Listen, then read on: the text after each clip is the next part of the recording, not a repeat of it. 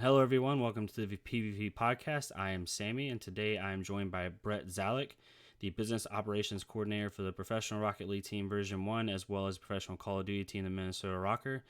Brett's here today to give us some of his insights from a business operations perspective and hopefully help you guys along your way in your esports journey. Brett, how you doing today? Good, Sammy. How are you? Pretty well, pretty well. I'm enjoying myself, a little busy, but overall, well. Good to hear. Thanks for having me on, man. Yeah. So Brett, the easiest thing to do is just to get into your background, kind of give people understanding of how you got where you got today, and then we'll get into each segment. For sure, yeah. You know, my background, I grew up in Minnesota here. My background really begins in college where, I was a big athlete in high school, and when I went to college, I wasn't playing sports anymore. And so I was looking to fill that void. And what I ended up finding was writing about sports. So I became a sports writer and then pretty quickly became an editor for a school newspaper at St. Ben's and St. John's here in Minnesota. And that became a really great way for me to stay connected with sports, but also build a professional skill alongside it. I was writing, I was editing, I was managing writers, I was designing pages, I was meeting coaches and meeting players, and going to a conference every year for college newspapers. And so writing really kind of became that skill set for me. Um, and but I was always a business major and a communication minor as well. So I didn't really know what I was going to do after college. I thought about working in sports, and I'd still be open to that at someday in my life too. I don't, who knows what the future holds. But Mm-hmm. um, the funny thing is, I never thought about working in esports until I graduated college. I think growing up in Minnesota, um, esports just didn't exist here. When I Mm-hmm. thought about esports, it's like a California thing, it's a Texas thing, Europe, and so it just they're just that path into esports just wasn't there for me. So it just like never crossed my mind. I've been a gamer my whole life. You know, started on the N64 to PS2, Yeah. and then before switching to Xbox, and um, so it's kind of just funny to me to think about that now because it just wasn't in Minnesota, so it just wasn't a clear path for me. And then after graduating in the spring of 2019, I had an internship, and the internship I had was working with some esports clients, and then the Minnesota Rokkr was announced under the Wolf family, and so then that was kind of my like light bulb moment of like, Mm-hmm. hey, I think this is how I could combine my passions for business, passions for writing, and then my passion for esports and gaming, and kind of find a career in it. So um, that's a quick way of how I got here. I had some stops along the way. Mm-hmm. Uh, with sports teams and with an apparel brand, Unreal. Actually, coincidentally, the um, brand I'm wearing right now, but Mm-hmm. writing about athletes and a lot of those things. So, um, yeah, is that a No, good yeah, that's awesome. background? One thing I'm always interested because every time someone tells me their background on gaming and esports in general, it makes me feel like a baby. Because like you said, N64 and my first experience to video games, just because I grew up in kind of a conservative family, like buying stuff, was like the Sega Dreamcast, I think, and then I went to Mhm. PS2, so close to but not quite there. But Yep. what was your first experience or exposure to esports as a whole? Like, when did you notice that? Like, for me, it was AW, Call of Duty Advanced Warfare was the first time I was exposed at all. I didn't even know what esports was. So, when Right. was the first time you were more exposed to esports as a whole and made you want to maybe pursue it? Yeah, I think there's a few steps there. So I know like when I was in middle school, like it was the MW2 days, Mm and everyone was playing COD, and that was a big thing. And then like a little bit after there, I kind of like knew professional gamers were a thing. I knew that like hmm. Mm hmm. like Phase and Optic, like I knew they were on YouTube. Like I kind of was aware of the gaming industry growing in that way, but I didn't really get sucked in yet. I just kind of played it casually and played with my friends. But in college, my college friends and I picked up Rainbow Six Siege, and that was our game. Like I've never been sucked into a game more than that, where we um, with the ranked system, we really wanted to get better. Mm Like hmm. we started playing, and like we weren't good to compete in it or anything, but it was Yeah. like a fun challenge for us. Mm hmm. And I think in college, like too, when we weren't competing in varsity athletics or anything, like we had been like my friends and I all did, and these were all different friends that I had from who I had in high school, but we were looking for a competitive outlet, and so I Mm think like we kind of found that in this game, which was really cool, hmm. Mm and hmm. like a teamwork element.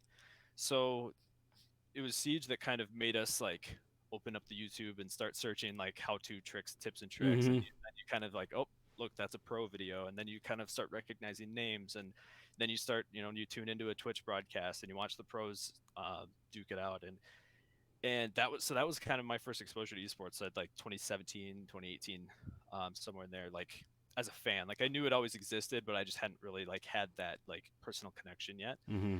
And then that game got me all in, and that was kind of my like aha moment where I was like, Mm-hmm. okay, I get this. Like I've been a sports fan my whole life, and so I'm kind of used to that feeling of being a fan and Mm-hmm. watching those teams. So um, yeah, I think that's kind of where I got sucked in, and then my exposure to the industry. Um, like I said, after graduating college, just kind of hit me. I was like, I need to pursue this. Mm-hmm. Yeah, the similar to me is like I played sports growing up, three sport athlete all through, and played varsity athletics, like club athletics, in college a little bit. And so like when I found advanced warfare, I was like, what? There's you can do this for competitive? Like you kidding me? So like to me, it Right. was like a no brainer. But it's interesting to see. It's good to see someone who's from the area also get a profession with like kind of their hometown team because it just adds that emotional kind of aspect to it. But it's a good perfect segue into the getting started segment. And basically, what would be your advice based off your experiences to someone just starting their pursuing esports? Maybe they have their college degree, maybe they have some type of skill set. Typically, from a business aspect, I know that's where you can draw your experiences from. You Yep. know, what is your main advice for someone just getting started into the industry from a business aspect? Yeah, I think you kind of touched on it. I think really it just starts with honing a skill set. Like for Mm-hmm. me, it was writing. Writing is a part of what I do now, but it's, frankly, it's like kind of a small part of what I do, but it's going to live with me forever. But that was really what I honed in college, and found a lot of opportunities through that. Right, like Mm-hmm. um, starting with the paper, then I wrote for companies and got other internships and got other jobs through that. So that kind of helped me like own something, right? Like I could tell people like, hey, I'm a great writer, and I can help you and do this for you, like Mm-hmm. whatever it was. And I think, so whatever that is for someone out there, like if it's a designer, if it's a videographer, it's um, you know some sort of business professional, marketing. Like there's all these different, you know esports and gaming, like it's a job too. Like there's a whole business behind it, and that's why it's growing like it is. So Mm-hmm. find what you really enjoy, and hone that, and get a lot of practice. Like, you know, I was writing about traditional sports, and then I could transfer that over to writing about esports. Mm-hmm.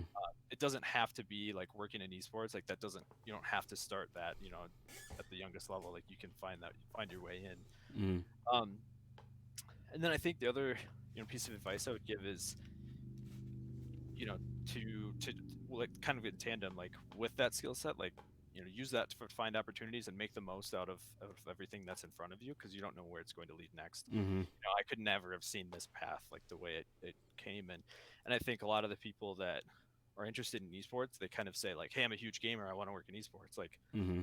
that's great. Like we all are really passionate about video games, and like we all love it. That's Mm-hmm. why we're here. But like what can you bring to the table? Like what can you add value to? Is it Yep. social media? Is it business? Is it writing? Is it video? Like whatever it is, like yes, like knowing games and being passionate about it is huge. Um, but like focusing on what value you can add is probably is what you should start with. Yeah, I agree, and I'm failures too. So this is not me like ivory tower type thing. We'll get into failures in a little bit, but like you said, with everybody has a passion for esports. Like maybe 10 years ago, that was a good thing to have because not everybody knew what it was. But nowadays, like yes, everybody trying to get a job. There's very few. The only time you don't have a passion, quote quote, for esports, in my opinion, is when you start getting to the high C level guys, and that's just because they are doing so much stuff. Like they have a passion for a lot of things. They have a passion Right. for business, but like that's no longer a thing. It's like putting I'm hardworking on my resume, which I did in my with my first resume. I think Yep. everybody has.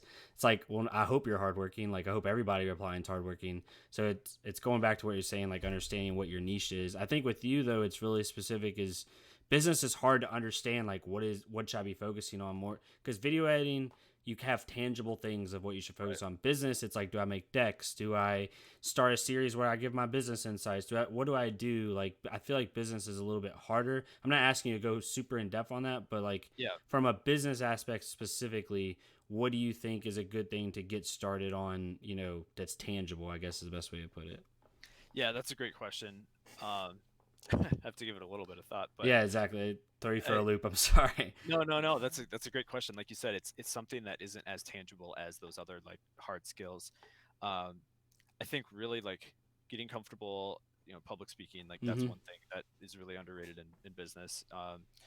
You, Networking is something that people always throw out, but it is a really good thing to be able to do, Hmm. just to connect with people and reach out and just kind of form connections. But yeah, like the things that I'm working on specifically a lot, making a lot of decks, Hmm. and doing a lot of research, and so I think like when I was in college and as a business major, as much as I hated group projects, like Yeah. like I don't feel like they always represent what you end up doing in business, but um, they it's those types of soft skills that kind of build up to be what ends up being your job.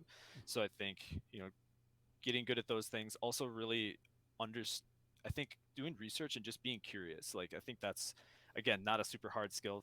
It's answering your question with a lot of Yeah.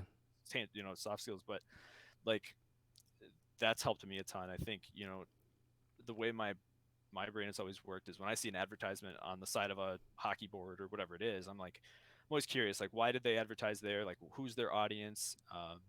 What made them do that? And I think that transferred into esports really well for me because that's why it's growing, getting so big.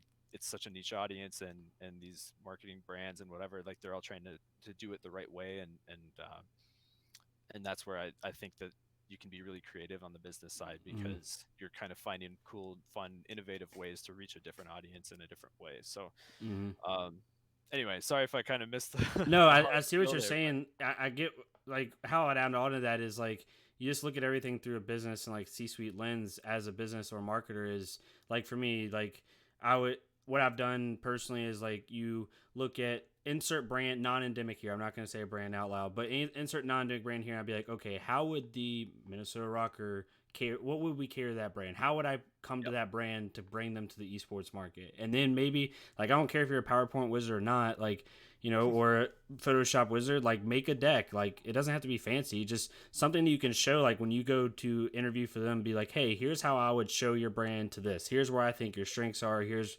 maybe like professionally, here's where I think you could work on or what you could exploit. Just stuff like you take intangible thoughts and you put them on tangible pieces of paper, I guess is the best way to yeah, put it. yeah. No, you said that really well. Like I Yeah. think you kind of had a better answer than I did there. So, Nah. like you said, like being a student of those things and trying to make sense of them all, putting them Mm-hmm. together is really smart. And whether it's like looking into other esports, and there's esports is funny because it's like saying track and field. Like there's all these different Yeah, games. exactly. Like Yeah. it's like uh, different regions and whatever. So like you said, like kind of looking at it all and trying to understand it, and those are things that come out in an interview too. Like if the person interviewing you can tell like you understand this industry on the macro and on the micro, like, and then what can you add to that pile? Like what can Mm-hmm. you bring to the table? Like that's kind of where it all comes together, Mm-hmm. I think. And I think that goes kind of going to our next segment of focus points and kind of based off how our conversation has been going. Like we've talked about all these things you can do, but like right now with how the industry is right now, like what do you think people should be focusing on? Like if you're going for a job next week, what are some things that you think should be in the back of your head as a prospective esports professional from a business lens that would help gain that position they're trying to go after? Yeah, I think this goes along with my last answer too. I think really just understanding the industry as a whole, um, and being able to learn, like just show you're able to learn and adapt and um, and collaborate. I think esports as a whole is incredibly collaborative, and I think that's been probably my favorite thing about it so far, or one of, is that we're talking to, whether it's like a tech startup or another, or even a competing team, or um, we can talk to other professionals in the industry and really collaborate, because I think everyone right now, especially is in this industry, is of the mindset that a rising tide lifts all ships, or however Mm-hmm. you want to say that everyone wants to help each other and see each other thrive, because all want esports to succeed on the whole, on the greater scale. So um, coming in with that kind of entrepreneurial mindset, I think a lot of people in this industry have, it can show a lot, showing Mm-hmm. that you understand, what we're trying to build. And that's the thing. Like the industry is maturing a lot, but it's still really young. Mm-hmm. And knowing that you're kind of able to be agile and learn on the fly can really go a long way. Okay. And so as you're going to focus points, I guess to give maybe people who aren't as in tune with the industry as we're trying to want them to be, what is the state of the esports industry, good and bad, as much as further as you want to go. What do you think we should keep doing as an industry? What do you think should be changing? Just give basically your 5 minute synopsis on the state of the industry and what you think could be changed or kept, so to speak. Yeah. Yeah. I mean, we could, that could be a whole podcast in Oh yeah. itself, Yeah. but what I think about esports is really interesting right now is we're kind of in this like adolescent phase, maybe Mm-hmm. like, I kind of think of like esports and gaming, like I've watched like a documentary about it where they go all the way back to the dream hacks and the old lands, and um, it starts in the 90s and or even before then. Like there's kind of, or, even the arcades, like those are kind of the original esports. Like um, so it's a little hard to compare that to now, but kind of looking at the last 10 or 15 years, we're hitting this like new adolescent stage where um, I think everyone's kind of trying to figure it out. Non-endemic brands are starting to pay attention. Like Mm-hmm. they kind of know they want to dip their toes into esports, but they're not quite sure how or why. Like it's like people are telling them to do it, but they're kind of not sure. That's Mm-hmm. just that's not any like internal info. That's just like Your what, perception. Yeah. Mm-hmm. my perception of like you can kind of tell like some non-endemic brands are like diving all in and other whatever. So um I think, but what I was kind of thinking of the other day is what's going to be interesting is we as millennials were the first generation to grow up gaming their entire lives. Mm-hmm. Like I was handed a controller when I was 3 years old by my brother and my cousin, and it was unplugged, but I thought it was plugged in, so I was it's Yeah. N64 again. Um, and so I think we get it, like we see where it can go and why we're so passionate about it. Mm-hmm. And so what's going to be interesting to me is when people our age you start moving into those C-suite roles or you know becoming heads of brands, like it's going to become um, you know more of a no-brainer as my coworker Dylan always loves to say, Yeah. like to sponsor an esports or to collaborate or to do cool activations, or there's it's going to be it's only the beginning right now. And so I think that's kind of how I see the industry. I know it wasn't super succinct, but um, that's kind of I think why there's like everyone's at these different kind of starting points, and we're Mm-hmm. all kind of trying to figure out, throwing a bunch of things at the wall, seeing what sticks, and moving on from there and learning from that. And I think yeah, that's why there's just a lot of evolution going on right now. I agree. I have a massive amount of respect for people working full time right now in esports. For one reason is I draw a lot of parallels of esports and just the technology sector as a whole. Because I think for technology, right, we're in what I call like a transitional generation of like we understand the technology. Like right now, the older generations are still on the don't like use technology. I don't need it, like whatever. But like we're like yes, you do. Like you're actually behind in society technically if you can't use everyday technology. But in a generation, that's going to be the norm. Like Right. everybody's going to like a 6 year old is going to know how to operate an iPad. It's just how it is. Like it's normal. And I think esports is the same way. We're one generation away from it being the norm, I guess. So Yep. like as a professional right now, like that's such a hard thing to navigate because you have a consumer base who's tied in, but then you have the people you're trying to work with who aren't tied in. So or at least somewhat not tied in. So like it's really hard to balance that, so to speak, and make it seem appear genuine and profitable and all those other things. Right. And you touched on something there too. Seeming genuine and authentic is so important in esports. Like it, I think the esports audience is super savvy Mm-hmm. and they respond well to sponsorships, activations, brands that do it well. Mm-hmm. When they feel like heard and understood, it it's like it's such a positive reaction. Um, but they can smell BS too. Like Oh yeah. if you don't know what you're doing, and so that can work against you. So you want to be smart, do it authentically, and be genuine in working in the industry. Whether that's uh, you know it could be any type of working in the industry, I guess. But um, But like you said, I think that's the interesting thing too is, back to my like we all grew up gaming. Mm-hmm. So now, our generation is starting to have kids, or might already have had kids for several years now. Like, Mm-hmm. we're kind of it's that first step ever really to have gamer parents, Mm-hmm. and then you've got the gamer parents who are going to want to play games with their kids. Like, Mm-hmm. that's a totally new phenomenon that like hasn't we haven't seen yet in terms of consumerism and marketing and all of these different things, Mm-hmm. which I think is going to be really interesting to see. And that's something that I think not a lot of people are talking about, but it's going to happen. Like, Mm-hmm. it's already is. And so I think it's just like you said, going to be more of the norm. Yeah, and I heard Frag say that. Frag out on Yep. his stream the other day. He was like, "Man, I hope my son likes play video games." And like, it's like him saying that, like, yeah, from a business side, you're like, man, like, so how do I reach that dynamic? How do I Right. not exploit in a bad way, but how do I like cater to them so they can have like shared experiences together through an esports lens? So like, yeah, it's gonna be really exciting to see that. On the other side of the state of the industry coin, and if you don't have an answer to this, it's totally fine. But is there anything that you see that you would change? Is there anything you think is going in a direction as a whole, not with your specific company, but as a whole, that you would be like, I wish we would like veer away from that, or maybe like I wish we would take a different approach? I don't know if you see anything drastic in the industry right now. Yeah, it's a good question. I don't can't think of any big hot takes at the moment, but Yeah, of course. I think this is a very specific thing. Mm-hmm. One thing I think would be super cool is for esports viewership to end up having, like, the viewer has the control of who they're watching and what they're watching. Mm-hmm.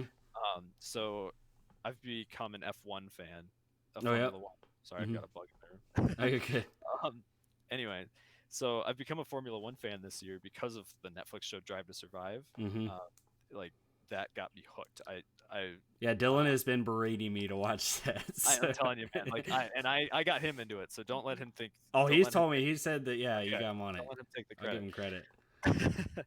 um, but anyway, and so I've always like enjoyed cars and racing and stuff. Not a big NASCAR guy, but Mm-hmm. just like anyway, like car games and all that. And so I think I kind of had this aptitude for it. So once you meet the drivers and you kind of see what all goes into it, I got really hooked. So, um, but I've been paying attention to them because I think there are a lot of parallels from F1 to esports, which is, and coincidentally, like, F1 is also has an esports initiative, Mm-hmm. which is really cool because it's a more accessible way for people to drive, and practice, like, to virtually drive, because it's Mm-hmm. such an expensive thing to do in real life. But um, so that's just another way that it's becoming more accessible. But anyway, sorry to get off track. So but I've been watching F1 and kind of been seeing it through an esports lens and trying to see like how it can mimic itself. And so, like, there's an F1 TV pass, for example, and you can, while you're watching the race on TV, you can have it open on your phone or on a laptop, and you can like cycle between all 20 drivers' perspectives. So you don't have to just watch the main broadcast feed. You can watch, Daniel Ricciardo. You can watch Lewis Hamilton. You can watch Lando Norris, and like you can pick who you're watching. Mm-hmm. And I was thinking about that because we had a Call of Duty tournament that one weekend that they overlapped, and I was thinking about how, what if you could do that in COD? Because right now you're up to the spectator, and spectators are an incredible skill that not many people think about in esports. Um, but and that's another job that a lot of people don't even know exists in esports. Mm-hmm. Uh, but even giving that power somewhat when possible to the fans, like if you could flip between perspectives, and that would just be so cool. So Mm-hmm. anyway, that's a very very specific No, it makes sense. example, but Mm-hmm. I think where we're moving, it's really hard to tell. I think big LAN events have been a big thing. Like, some people have talked about, will esports get in the Olympics? We've seen it in the X Games, and Mm-hmm. uh, it's I think as a whole, esports is kind of esports in the gaming industry really is just an example of an entertainment option. Mm-hmm. Um, when you turn on a TV, are you flipping on Netflix? Are you flipping on cable? Are you flipping on Twitch, Mm-hmm. YouTube? Like, and so thinking through that lens is really really important. Yeah, how do you compete as an entertainment platform? Like, what does Hulu do to stand out from Netflix? What does esports and Twitch do to, or whatever platform do to Yep. stand out from someone turning on the local basketball game or whatever it is? So, Yeah, yeah. exactly. And I Mm-hmm. think when people always the typical response to people who might not understand the gaming industry is, why watch people play video games when you can just play them yourself? And then, I hate that. you know, I know, and but and then the common response is, well, you watch football, like, but I think what's even kind of more impactful as a comparison is like, what do you ever watch pro golf? Like, you can Mm-hmm. go golf, like not everyone can go play 11 on 11 NFL football, Yeah. but everyone can go golfing. Or even, do you watch the Food Network? Like, you know, why do you watch better cooks than you? You can just go cook in your own kitchen. Well, you want to learn, you want to be entertained, you want to, you know, take pieces of what they're doing and implement it for yourself. And Yeah, exactly.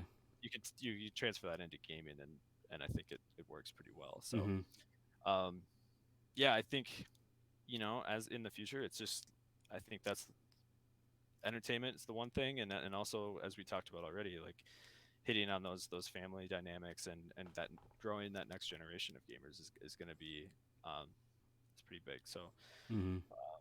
yeah, that's kind of what I've seen. Okay, yeah, and I agree with you. And we've seen it a little bit with like League of Legends. You can do their pass where you can look at player perspectives.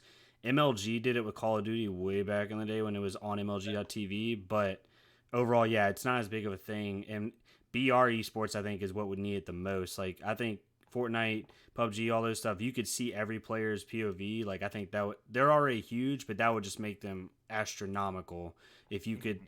tune in to any player who's alive right now and see what he's doing. Like, that just makes it that much bigger. But as we switch gears here and kind of go into my favorite part of the podcast, say it every single time, is the failures part, because no one likes to talk about failures, but I feel like someone who can, you are so much on a little more of a leg up if you understand what you suck at and you're willing to talk about it and you're willing to change it. So a lot of people say they're okay with it, but they're actually not. So it's my favorite part. But what are some common failures that you see people navigating esports at all stages, where it's getting started, focusing, or even a seasoned person?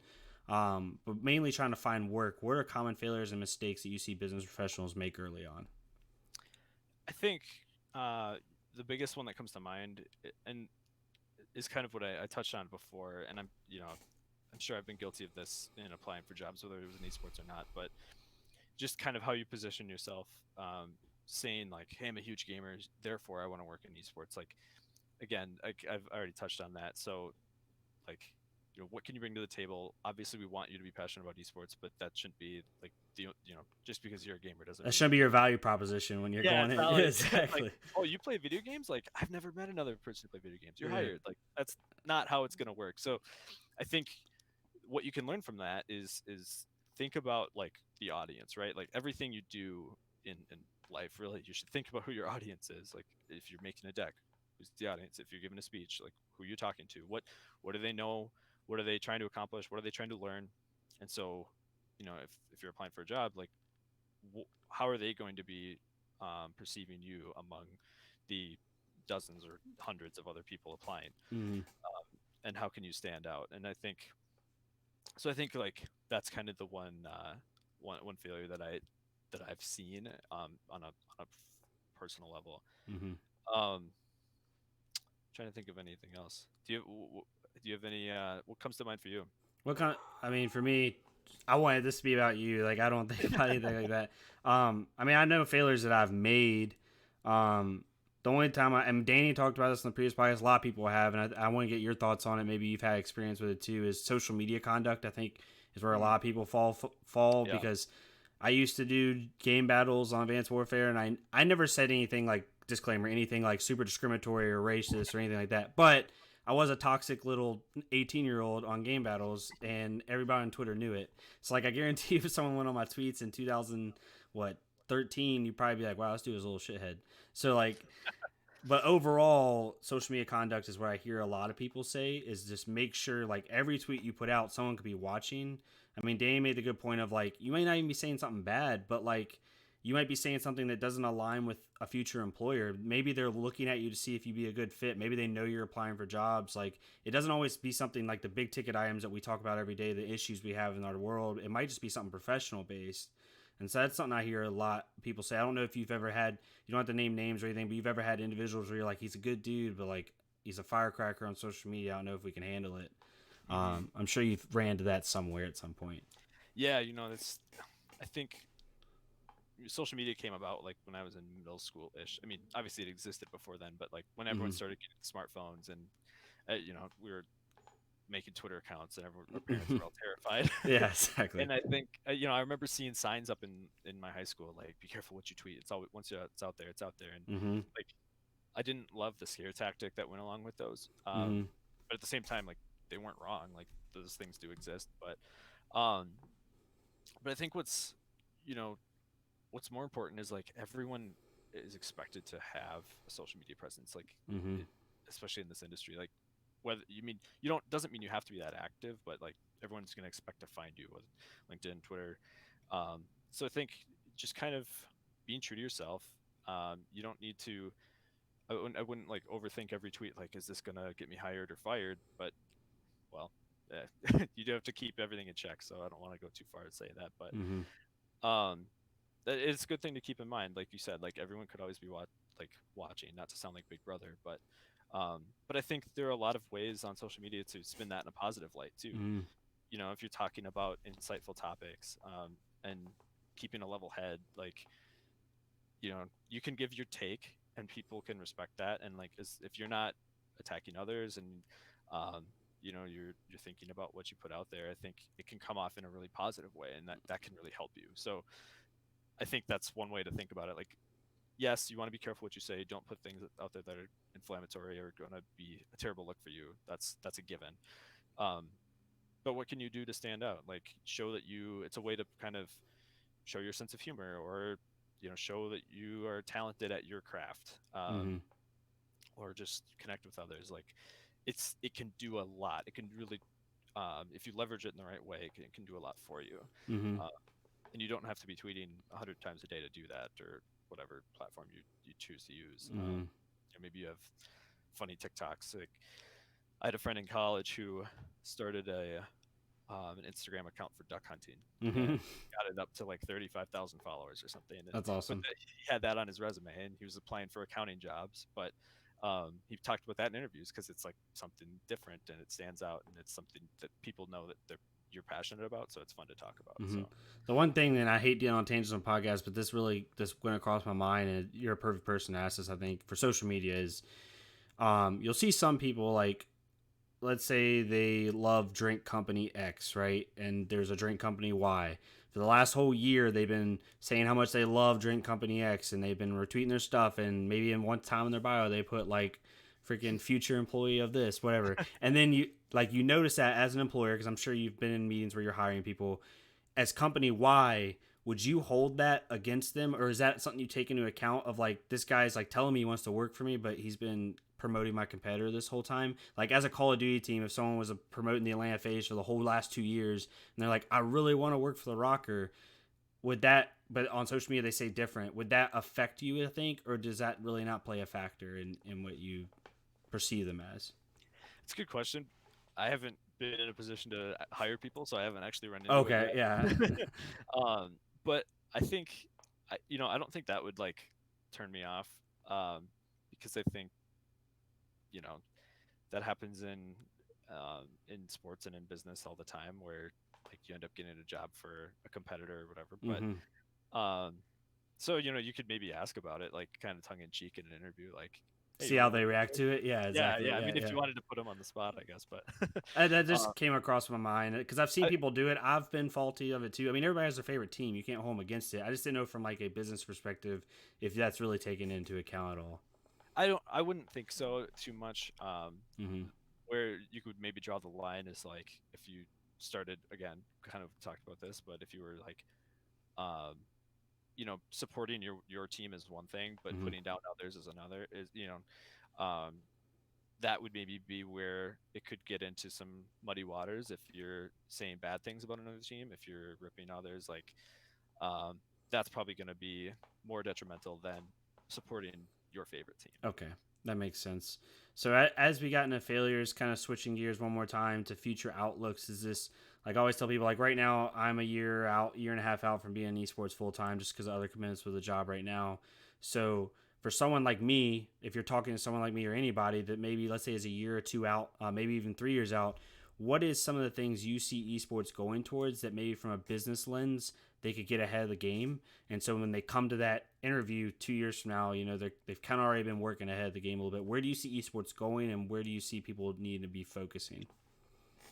Yeah, I think um, the biggest thing that you can do if you are looking to get a job in esports is like just learn and absorb as much as you possibly can. Follow newsletters, like uh, follow newsletters, follow the right things on Twitter, go on LinkedIn, and um, if once you kind of that's the fun thing about social media is like when you build up the things that you want to follow, like you end up kind of getting fed great content and Mm-hmm. articles and news and all of those things that are happening. And I think just doing that will kind of help you passively absorb and learn about the industry, and then that kind of creates a lot of value um, for when you do want to apply to somewhere. But um, I think doing that, honing the skill sets that you have, like I Mm-hmm. talked about earlier, like what is it that you bring to the table that you can help out, and yeah, just like don't be afraid to um, connect with others, and look out for opportunities, and you never know what one thing might lead to the next. So Mm-hmm. um, I think as far as yeah, I'm reading this question again. Um, where's the industry headed? I think it's just going to keep growing. I think Mm-hmm. I'm a perfect example of like how, like I said, where I didn't think about working in esports until this team came to Minnesota, Mm-hmm. and it was in my backyard, and then it was a no-brainer. So fortunately, I had done enough to in my past to kind of have a foundation of interests and of skill sets to be able to transfer it into esports pretty seamlessly. Um, so yeah, just like keep doing, keep working on what your passion is, and what your skill set is, and Mm-hmm. keep looking for those opportunities to break in. Awesome, and hopefully people take that to heart. I mean, I know just surround yourself with smarter people is what I've always said. Like, try to consume as much information as possible, so it just goes on to what you're saying. But for the final segment and what we want to talk about, and I know we've been wrestling with what you exactly it wants to be for the Yeah. dealer's choice segment because this is a hard one. I didn't know, what you want to talk about for your dealer's choice, and what has been on your mind maybe lately in the esports industry. Just anything. This is your time to have the floor and just literally rant about whatever you want to rant about personally or professionally.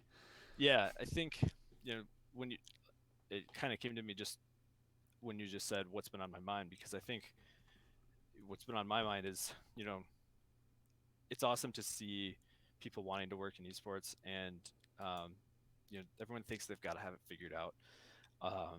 And like I've been working in esports for a bit about a year, give or take now, and um, I don't even know what the future holds for me. I think I wrestle with that every day. Like, where am I?